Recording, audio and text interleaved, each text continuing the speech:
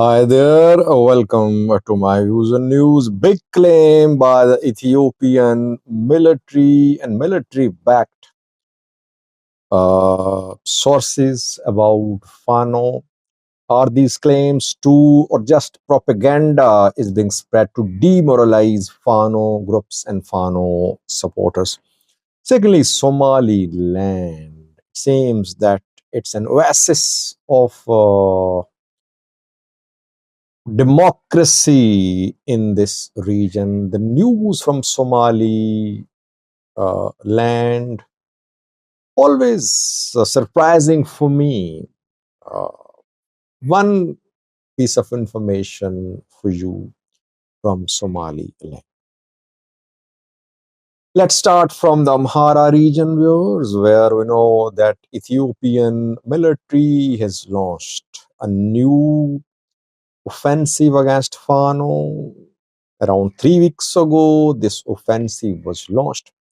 Perhaps this is the most brutal offensive on Fano by the military so far since last year.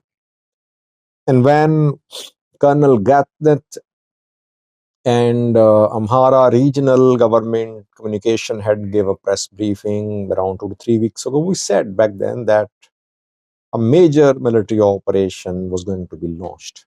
And this is what is happening now. What is the military claiming about this operation? Before that, I told you that the main point of this military campaign is the use of air force.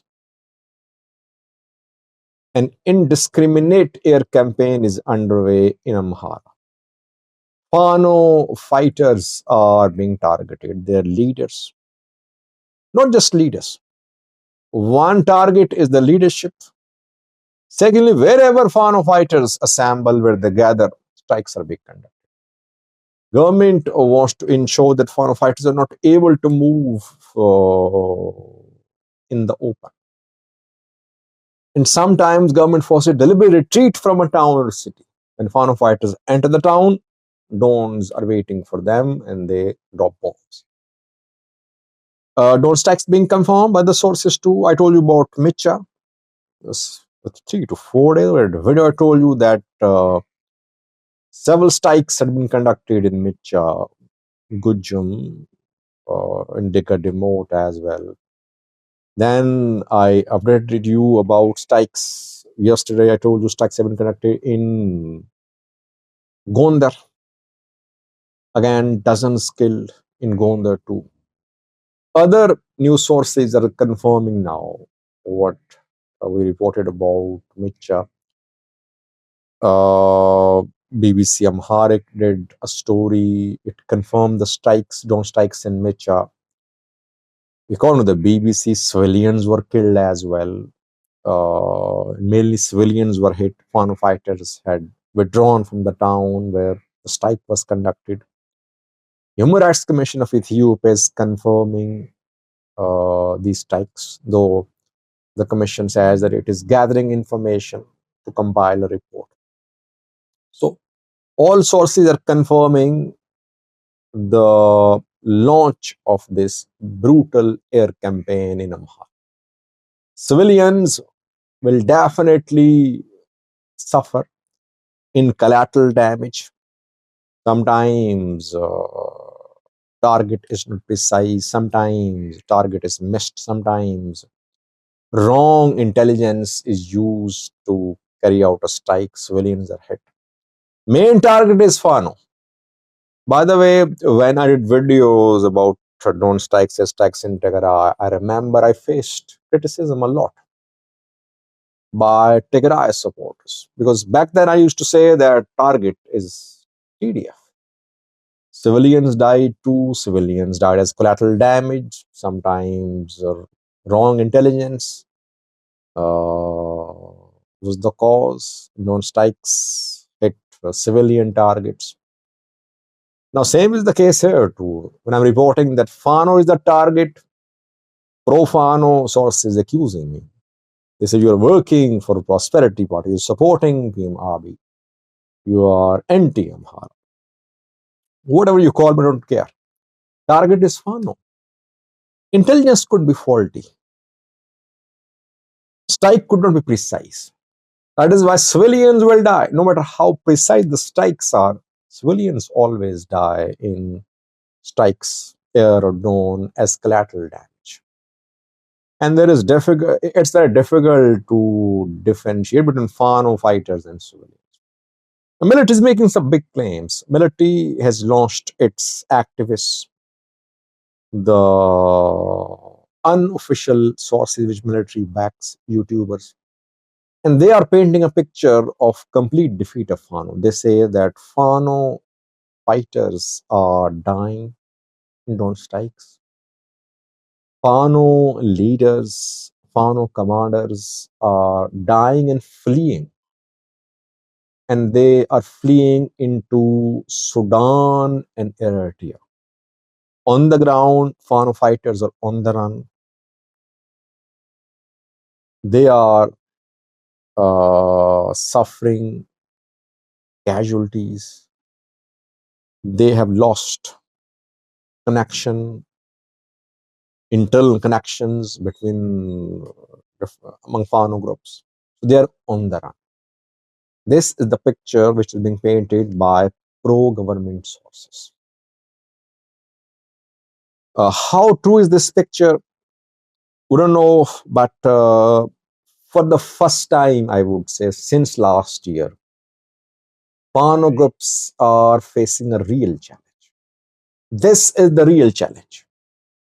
If somehow they manage to overcome this challenge, then Fano groups are here to stay in Amhara for as long as they want.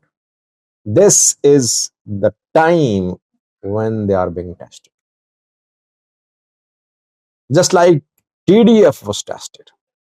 TDF was not in, it wasn't on home ground, it was in Amhara, so it had limited intelligence collection there, long supply lines, it had to withdraw. But when it returned to Tigray, obviously it defended. So let's see what happens. But Fano groups are under pressure. Drone strikes are really hurting them. Drone strikes, use of gunship helicopters is really hurting Fano fighters. But it would be an exaggeration to say that Fano groups are on the run, their leaders are fled into neighboring countries. We'll update you if we get reliable information about Fano groups, Fano commanders fleeing into neighboring countries. Secondly, viewers, Somaliland, where it seems that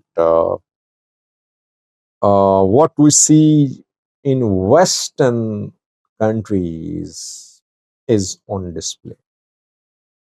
On the 13th of November, presidential election will be held in Somaliland. And last night, Musibe Abdi, the president of Somaliland, issued 3 decrees. The 3 decrees are meant to ensure that elections are free, fair, and transparent. First decree is about state resources. Ruling party, ruling MPs cannot make use of any state resources during election campaign. It has started today. If anyone is found involved in using state resources, action will be taken by election commission. By the way, such rules and regulations are always published whenever elections are held anywhere in the world. They're not implemented. Somaliland implements rules and regulations. Second decree is about access to state media. State media will give equal airtime to both ruling party and opposition parties during this electoral campaign. Third decree is about government officials, armed forces. They'll stay neutral, they won't take sides. and they'll obey the orders of the National Election Commission, which is holding elections. This is how Somaliland is different other from others. It's not a recognized country. It is fighting to get international recognition. And one of the main plus points which Somaliland has over others is this democratic practice in this area. The elections are held generally very transparent, democratic practices are adopted. Sometimes foreign observers are also invited and they monitor elections. Compare the elections held in Ethiopia. In Somalia, no one person, one vote. No real election in Somalia. In Ethiopia, in 2021, all opposition parties boycotted the election.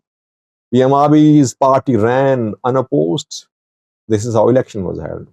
Isaias Afwerki does not believe in holding any type of election. Djibouti's Ismail Omar is also known for uh, holding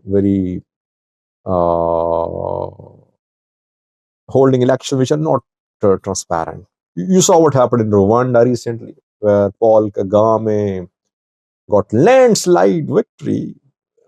Uganda is the same as well. Somaliland is different. Kenya is obviously a competitor. Kenya far ahead of other countries. Kenya's elections are generally very democratic. Kenya is more democratic than any other country in this region. Thank you for watching.